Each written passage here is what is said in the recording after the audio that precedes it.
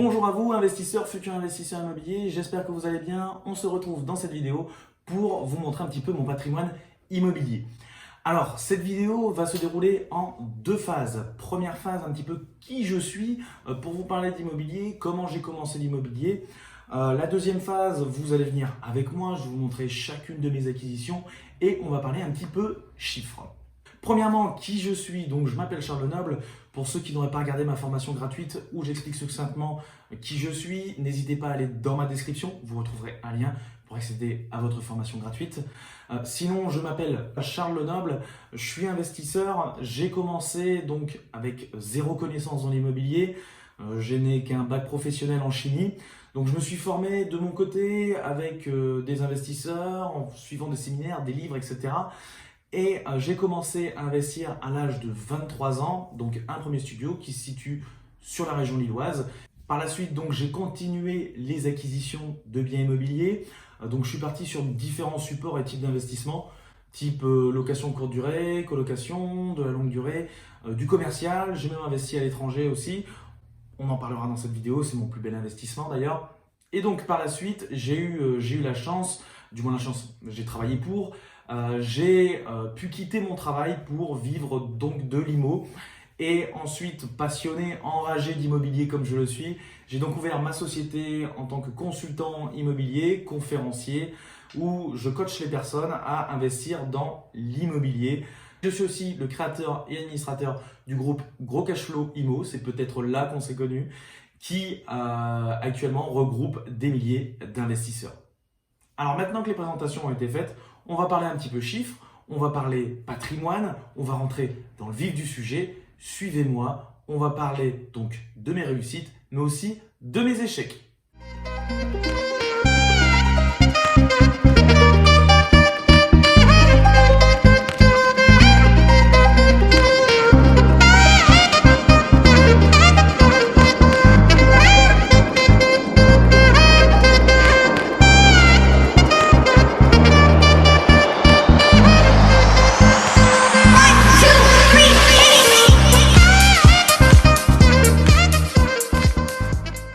Derrière moi, un garage situé sur l'île, dans une copropriété.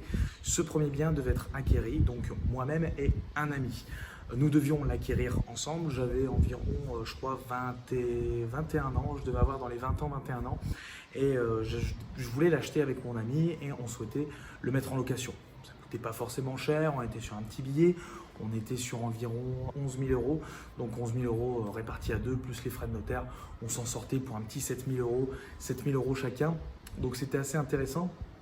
Et pour finir, on n'a pas été jusqu'au bout. Pourquoi? Parce qu'on a vu que c'était une copropriété, qu'il y avait des charges, que ça pouvait être embêtant. On découvrait en fait les tantièmes, etc. Et donc, on n'est pas parti sur ce garage. Donc ce garage a été quand même vendu un petit peu après. On a utilisé pour sortir de la vente, pour sortir de ce compromis de vente, les 10 jours de rétractation. On a pu sortir de cette vente et c'est ce qui m'a donné l'envie d'aller plus loin dans l'immobilier. Le fait d'être passé chez le notaire, je me suis dit, ça y est, c'est bon, j'ai commencé à entreprendre quelque chose. Et même si on n'a pas été plus loin, ça m'a donné envie d'apprendre sur les appartements et d'expérimenter un petit peu plus ce qu'on appelle chez nous l'effet de levier chez les investisseurs. Donc, prendre de la dette pour pouvoir s'enrichir. Donc, si vous avez regardé ma formation gratuite, vous voyez de quoi je parle. Sinon, je vous invite à regarder ma formation gratuite que vous avez pu recevoir quelques jours plus tôt. Donc, passons ce premier échec et partons sur mon premier bien immobilier que j'ai pu acheter et on va parler chiffres. Alors là, on va parler donc de mon premier bien immobilier. On se situe sur l'île, le Vieux-Lille, donc quartier très coté. On se situe dans le Triangle d'Or, juste derrière moi, la citadelle très prisée. Et donc j'investis donc sur ce petit appartement, un studio qui se situe ici, hop, sur cet immeuble. Donc cet immeuble est ce qu'on appelle une dent creuse dans le jargon de l'immobilier. C'est un immeuble qui a été construit dans les années 1950. On a donc détruit un ancien immeuble et on en a fait reconstruire un nouveau. Donc c'est ce qu'on appelle une dent creuse, donc un nouvel immeuble sur un quartier donc patrimonial. Premier studio qui a été acheté, donc 93 000 euros, bien négocié. Malheureusement, j'ai fait des erreurs, notamment celle de ne pas demander d'argent pour les travaux. J'ai sorti de l'argent de ma poche, pas grand chose, mais un petit peu d'argent de ma poche, et j'ai surtout apporté les frais de notaire d'une valeur de 10 000 euros. Donc 10 000 euros de frais de notaire plus frais de garantie. Au final, une perte d'argent d'environ 12 000 euros sur mon premier projet. Ça m'a permis de réduire un petit peu mes mensualités de crédit, mais au final, j'ai gagné peut-être 50 ou 60 euros. J'ai utilisé donc un crédit sur 25 ans, je l'ai mis en location longue durée. J'avais une rentabilité évidemment bien supérieure au Vieux-Lille. J'étais sur du 7,5% de rentabilité, alors que sur des biens qu'on pourrait acheter normalement, on est sur du environ 4% de rentabilité. J'ai par la suite exploité ce bien donc en location courte durée pour dépasser les 8% et passer sur entre 15 et 18% de rentabilité par mois sur ce premier investissement. Pour cela, il m'a fallu plusieurs années, me former à tout ce qui est Airbnb, Booking, etc., la location courte durée, mais ça m'a permis de booster mes rentabilités. Donc c'est mon premier appartement et là maintenant je vais vous montrer donc mon deuxième bien immobilier. Voilà, nous voilà sur la deuxième acquisition, la petite copropriété donc, qui se situe donc, de couleur blanche. Il s'agit d'un rez-de-chaussée, 31 mètres carrés, cave voûtée. Je n'ai pas eu le financement. Deuxième échec. Pourquoi je n'ai pas eu le financement? Simplement parce que j'ai fait confiance à des courtiers, 3 courtiers qui me paraissaient compétents et au final qui étaient incompétents. Un premier courtier, un deuxième, un troisième, et ceux-ci me demandaient tous de mettre de l'apport dans mon projet, minimum 20 000 euros. Évidemment de l'argent dont je ne disposais pas du tout et je ne souhaitais pas mettre d'apport dans l'immobilier. J'ai donc dû sortir de cette vente, il s'agissait donc de mon deuxième échec. J'ai dû sortir de cette vente en utilisant la condition suspensive de prêt. J'ai dû utiliser à la dernière minute, le dernier jour. À savoir que si il y a quelques années en arrière, j'avais pu acheter ce bien immobilier, à l'heure où je suis en train de tourner cette vidéo, j'aurais pu faire une plus-value d'environ 80 000 euros sur cet appartement. Donc maintenant, partons sur le troisième bien qui m'a intéressé. Celui-ci a été acheté et se situe un tout petit peu plus haut dans cette rue, toujours dans le triangle d'or du Vieux-Lille. Nous revoilà dans le Vieux-Lille. Donc on se situe donc exactement à 30 mètres du bien immobilier que je vous ai présenté juste avant, où j'ai pu avoir un refus de prêt. Ici, donc on se situe donc rue de Saint-André, dans le Vieux-Lille. Ici, donc j'ai acheté donc l'appartement qui se situe en rez-de-chaussée. Donc comme vous savez, j'adore les rez-de-chaussée étant donné qu'il y a une décote sur les prix d'achat, mais par contre sur les prix de la location, on voit très rarement de grosses différences significatives au niveau du prix des loyers. Ce studio, donc même superficie, pratiquement le même prix que le bien que je vous ai montré tout à l'heure, et donc j'ai pu obtenir un financement sur celui-ci. Pourquoi? Parce que j'ai été démarcher les banques moi-même. Financement qui a été obtenu, donc 105 000 euros plus 10 000 euros de frais de notaire, etc. Tout compris, ou un petit peu plus, 115 117 000 euros. Je me suis fait financer à 110%, j'avais des travaux dedans, les travaux, quelques petits travaux qui ont été financés un petit peu par moi-même, et il me restait aussi donc du matériel de mon premier studio que j'avais acheté donc juste avant, comme je vous ai présenté. Et on a donc modifié cet appartement pour en faire d'un grand studio de 31 mètres carrés en T2 pour pouvoir le louer plus cher et le jour de la revente le vendre plus cher. Actuellement, c'est un bien qui peut se revendre très facilement dans les environ 160 000 euros. Donc très belle plus-value, très bonne rentabilité étant donné que j'ai acheté peu cher et loué très cher parce que j'ai mis la vaisselle, lave-linge, etc. Donc j'arrive à obtenir une belle petite rentabilité de 9% sur ce type de bien. Malheureusement, comme tous les biens immobiliers que je vais vous présenter aujourd'hui, je ne pourrais pas rentrer dedans étant donné qu'ils sont actuellement tous loués. Maintenant que je vous ai montré donc mon deuxième investissement, on va partir sur le troisième. Là, c'est complètement différent. On part à l'étranger, on va au Maroc, à Marrakech. Suivez-moi.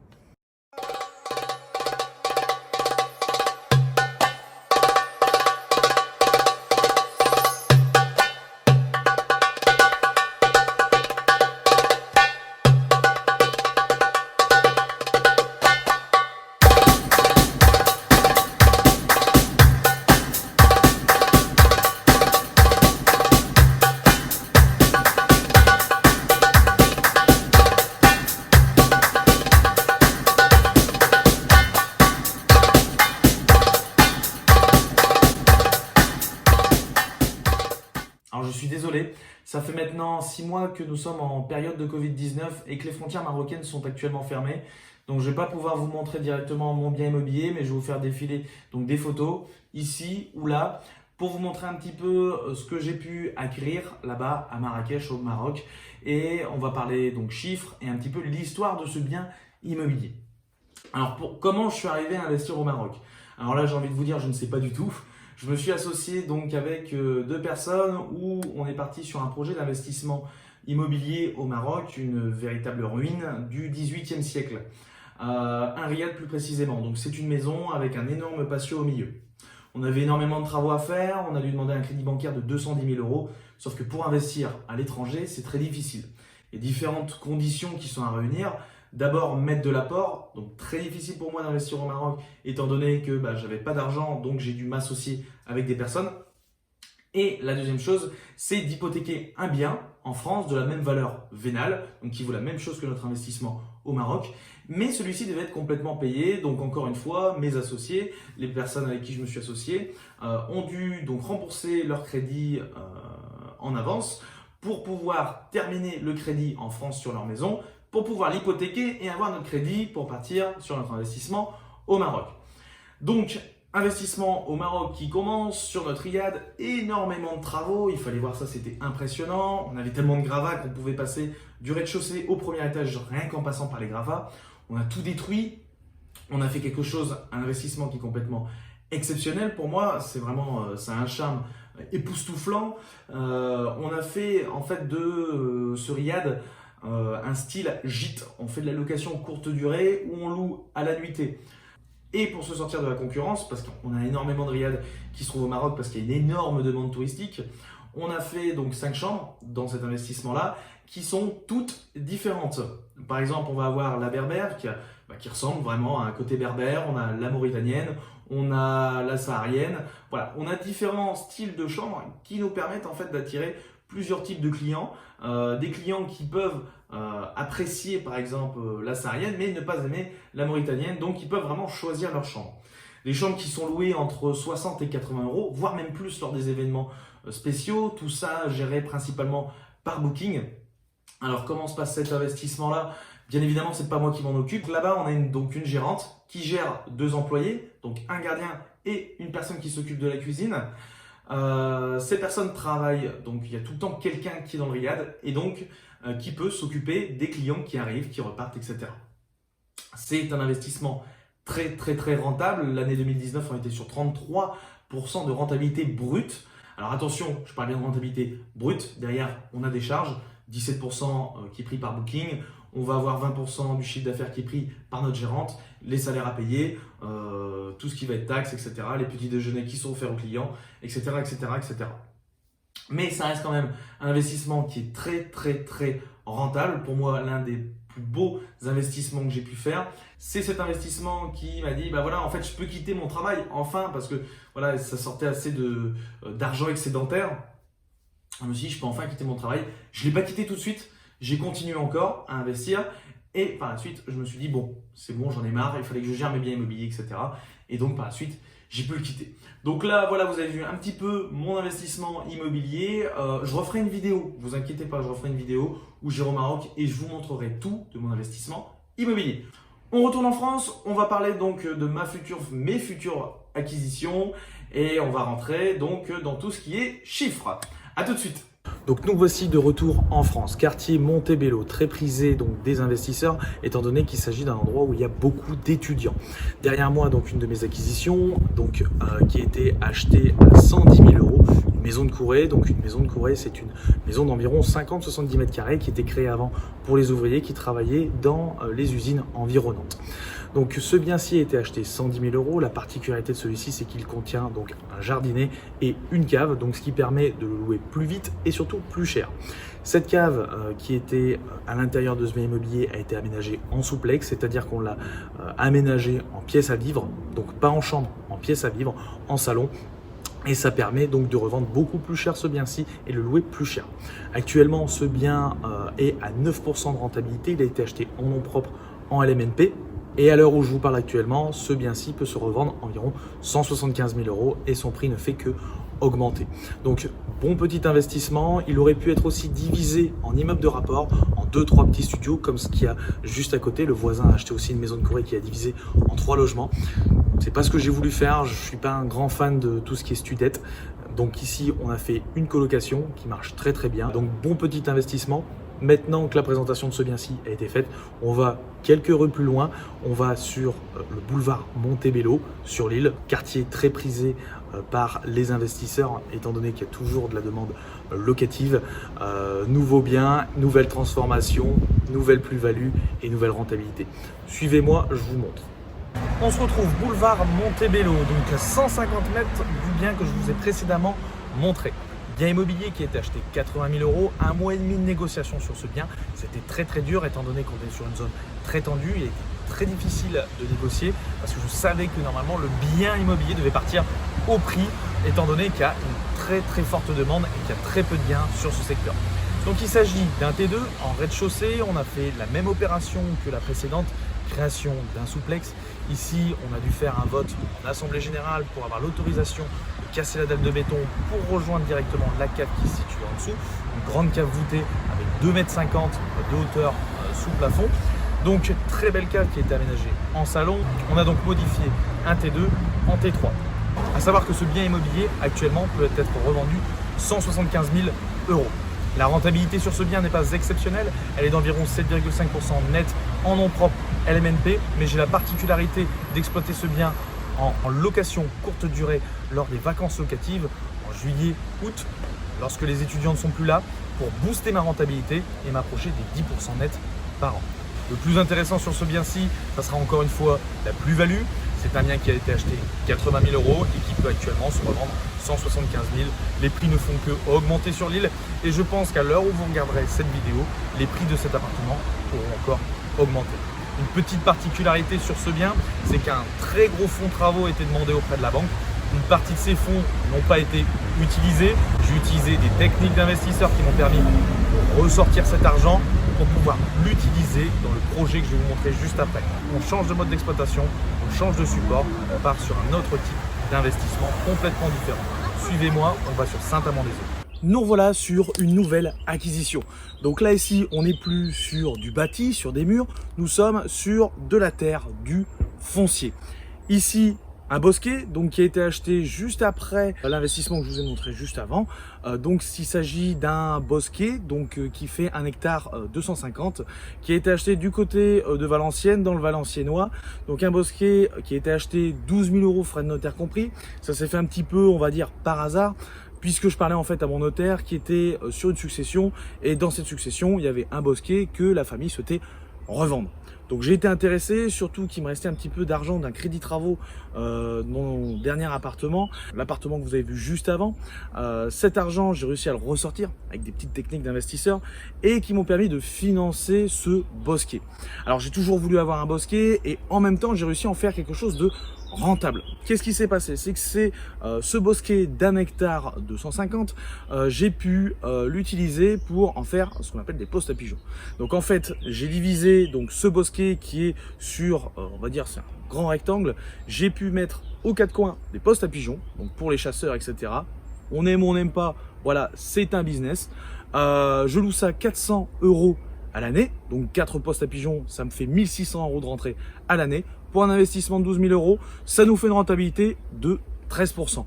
Donc voilà, tout bête, je voulais acheter une forêt, j'ai eu l'occasion d'acheter un bosquet qui en valait environ 30 000 €, il valait environ 30 000 €.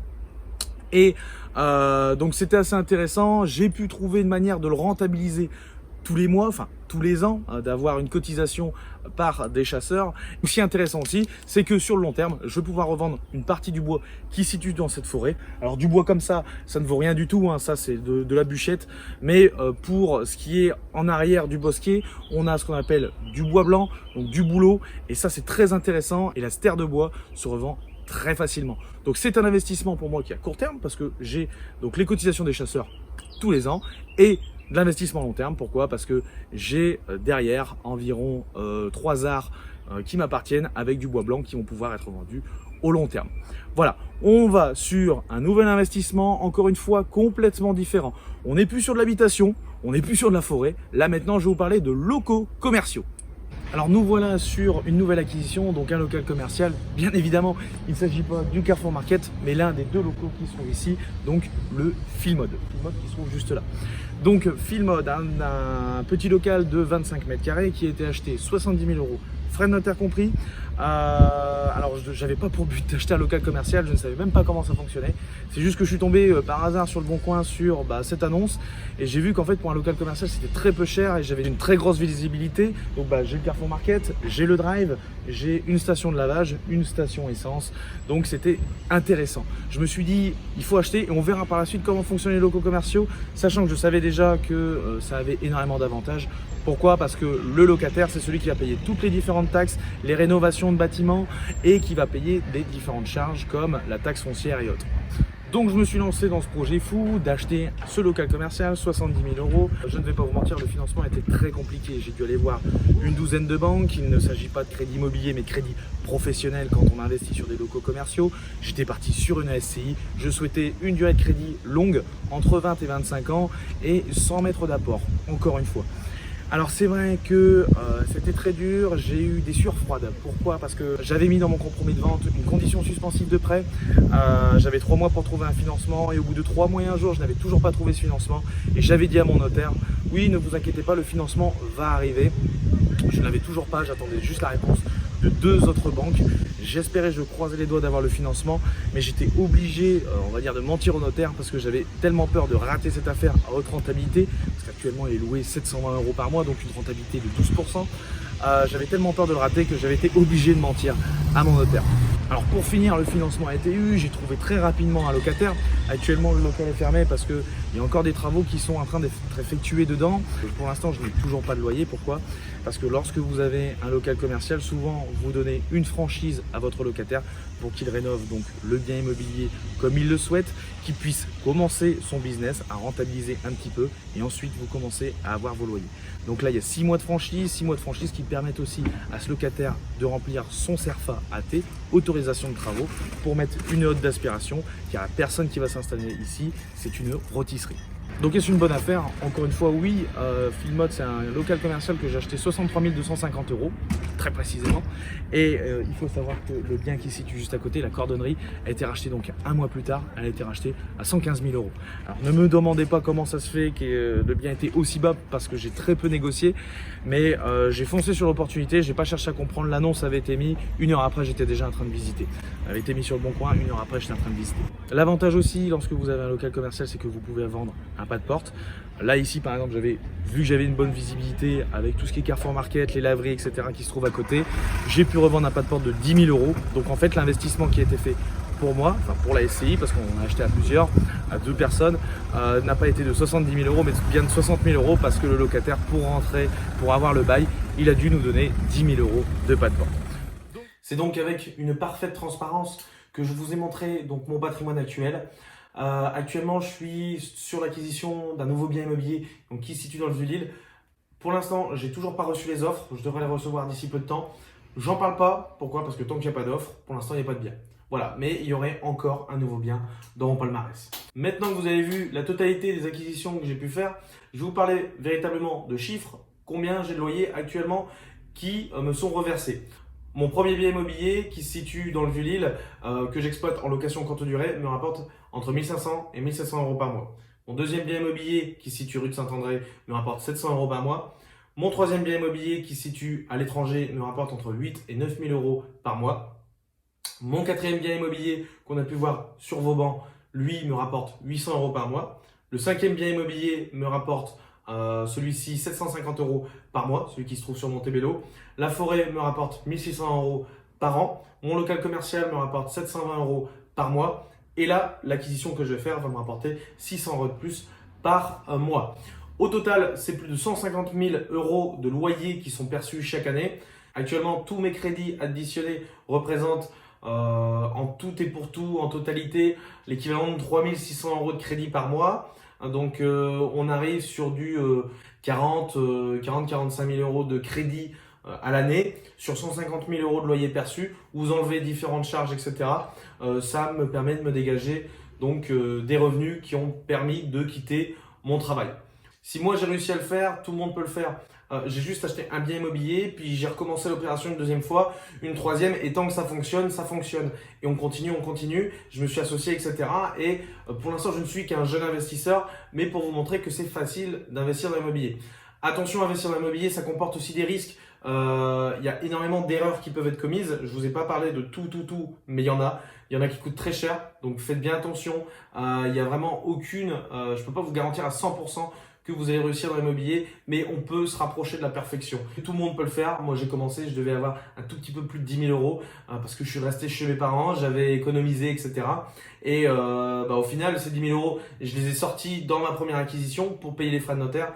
Et au final, les biens que j'ai acquis juste après, j'avais zéro trésorerie. Donc j'ai dû utiliser des techniques qui m'ont permis de me dégager de la trésorerie, etc.